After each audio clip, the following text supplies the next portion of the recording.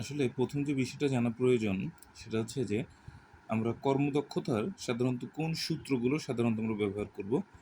একটা সূত্র আমরা ব্যবহার করি ইটা ইজ ইকুয়াল টু কাজের পরিমাণ ডিভাইডেড প্রদত্ত শক্তি। আর কর্মদক্ষতাকে আমরা আসলে ইটা দ্বারা প্রকাশ করি, যেটা অনেকটা দেখতে আসলে ছোট হাতের এন এর মতো। তো এক্ষেত্রে আমাদের কর্মদক্ষতা ইটা ইজ ইকুয়াল টু কাজের পরিমাণ ডিভাইডেড বাই প্রদত্ত শক্তি 100%।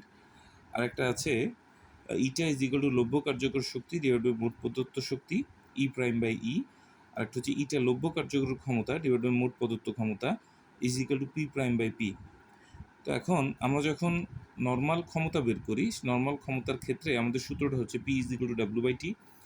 তো আবার আমরা জানি ডাব্লিউ বা কাজ is equal to F S, মানে বল গুণ সরণ। আবার F is equal to M A. এই P is equal to W by T M A S by T, এই সূত্রটা আমরা প্রয়োগ করবো যখন ভূমিতে আমরা কোনো বস্তুকে এক জায়গা থেকে আরেক জায়গায় নিয়ে যাচ্ছি সেক্ষেত্রে। আবার আরেকটা আছে P is equal to W by T, সেক্ষেত্রে ডাব্লিউ ইজ ইকুয়াল টু কিন্তু এম এ এস না, এক্ষেত্রে W is equal to M G H হবে। একটা বস্তুকে আর কি এইচ উচ্চতায় থাকার কথা বিবেচনা করতে হবে, অর্থাৎ বস্তুটি ভূমি থেকে একটা নির্দিষ্ট উচ্চতায় থাকলে আমরা আসলে P is equal W by T is equal to M G H by T সূত্রটি ব্যবহার করতে পারবো।